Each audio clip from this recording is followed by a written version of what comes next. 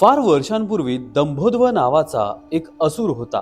त्याला अमर व्हायचे होते आणि म्हणून त्याने सूर्यदेवाची प्रार्थना केली. त्याच्या तपश्चर्येने प्रसन्न होऊन सूर्यदेव त्याच्यासमोर प्रकट झाले.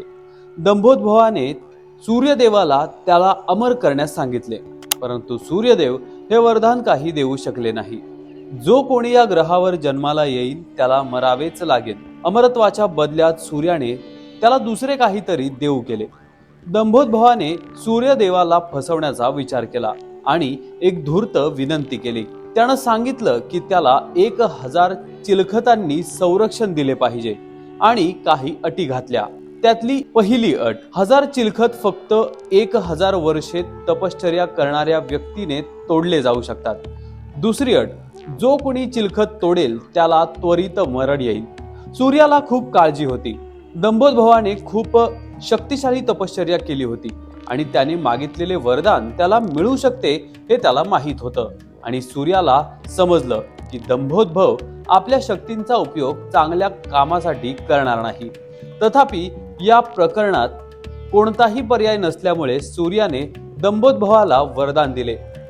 पण सूर्यदेव काळजीत पडले आणि त्यांनी भगवान विष्णूची मदत मागितली. विष्णूने त्यांना सांगितलं, काळजी करू नकोस.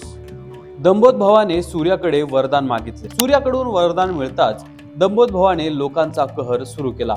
लोक त्याच्याशी लढायला घाबरत होते. त्याला पराभूत करण्याचा कोणताही मार्ग नव्हता.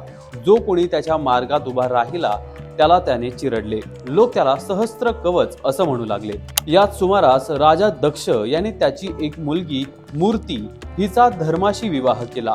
धर्म जो सृष्टीचा देवता भगवान ब्रह्मदेवाच्या मानसपुत्रांपैकी एक होता. मूर्तीने हे सहस्त्र कवचाबद्दल ऐकलं होतं आणि तिने त्याला संपवण्याचा प्रण केला. म्हणून तिने भगवान विष्णूला येऊन लोकांना मदत करण्याची प्रार्थना केली. भगवान विष्णू प्रसन्न झाले आणि तिच्या समोर प्रकट झाले आणि म्हणाले, मी तुझ्या भक्तीवर प्रसन्न झालो आहे. मी तुझ्या पोटी जन्माला येऊन सहस्त्र कवचाला संपवेन. तू माझी प्रार्थना केलीस म्हणून तुझाच पुत्र सहस्त्र कवचाचा अंत बनेल.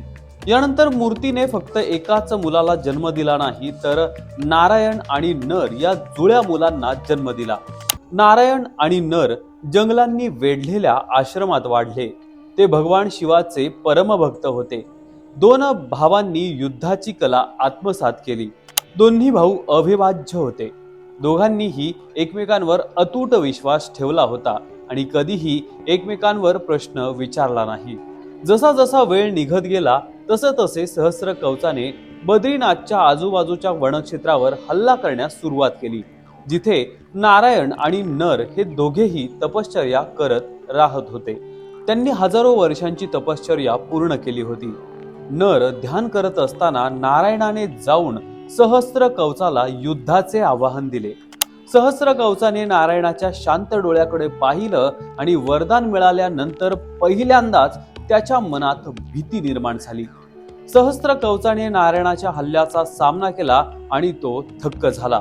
त्याला नारायण सामर्थ्यवान असल्याचे आढळले आणि आपल्या भावाच्या तपश्चर्येमुळे त्याला खरोखरच मोठी शक्ती प्राप्त झाली होती. युद्ध चालू असताना सहस्त्र कवचाला कळलं की नराची तपश्चर्या नारायणाला शक्ती देत होती. सहस्त्र कवचाचे पहिले कवच तुटताच त्याला कळलं की नर आणि नारायण हे दोघे एकाच आत्म्याने होते. पण सहस्त्र कवचाला फारशी काळजी नव्हती. युद्धात सहस्त्र कवचाचे पहिले कवच तुटले आणि त्याच वेळी नारायण मृत्युमुखी पडला. नारायण मृतावस्थेत पडताच नर त्याच्याकडे धावत आला. त्यांच्या अनेक वर्षांच्या तपश्चर्येद्वारे आणि भगवान शिवाला प्रसन्न करून त्यांनी महामृत्युंजय मंत्र प्राप्त केला होता. नराने महामृत्युंजय मंत्राच्या उच्चाराने नारायणाला पुन्हा जीवित केले. आता नारायण हा तपश्चर्येला बसला आणि नर हा सहस्त्र कवचाचा सामना करू लागला. अनेक वर्षांनंतर नराने दुसरे चिलखत तोडले आणि नर मृत्युमुखी पडला. तेव्हा नारायण परत आला. त्याने नराला जिवंत केले. 999 चिलखत खाली होईपर्यंत हे चालू राहिले. शेवटचे कवच उरले तेव्हा सहस्त्र कवचाला समजलं की तो या दोन भावांना कधीही पराभूत करू शकत नाही आणि तेव्हा तो सूर्याचा आश्रय घेण्यासाठी पळून गेला. जेव्हा नर सहस्र कवचाच्या शोधात सूर्यदेवाकडे गेला तेव्हा सूर्यदेवाला बाजूला होण्यास त्याने सांगितले, पण सूर्यदेवाने भक्त प्रेमापोटी असे केले नाही आणि सहस्र कवचाला अभय दिले. या कृत्यासाठी नराने सूर्याला मानव म्हणून जन्म घेण्याचा शाप दिला आणि सूर्यदेवाने आपल्या भक्तासाठी हा शाप स्वीकारला. हे सर्व त्रेतायुगाच्या शेवटी घडलं. सूर्याने सहस्र कवचापासून विभक्त होण्यास नकार दिल्यानंतर लवकरच त्रेतायुग संपलं आणि द्वापारयुग सुरू झालं. सहस्र कवचाचा नाश करण्याचे वचन पूर्ण करण्यासाठी नारायण आणि नर यांचा पुनर्जन्म झाला. तो कोणाच्या रूपात माहीत आहे? अर्थातच भगवान श्रीकृष्ण आणि अर्जुनाच्या रूपात. तसेच नराच्या शापामुळे कुंतीचा ज्येष्ठ पुत्र कर्ण म्हणून त्याच्या आत सूर्याचे अस्तित्व असलेल्या दंभोद्भवाचा जन्म झाला. कर्ण नैसर्गिक संरक्षण म्हणून चिलखत घेऊन जन्माला आला होता. हा सहस्र कवचाचा शेवटचा उरलेला भाग होता. या कवचाला तोडल्यानंतर दंभोद्भवाचा कायमचा अंत होणार होता. महाभारतात कर्णाकडे हे सूर्य कवच होते आणि या कवचामुळे कर्णाला पराजित करणे खूप कठीण होते. कर्ण हा त्याच्या मागील जन्मातील राक्षस दंभोद्भव असल्याने त्याने मागील जन्मातच केलेल्या सर्व पापांची परतफेड करण्यासाठी अत्यंत कठोर जीवन जगावे लागले.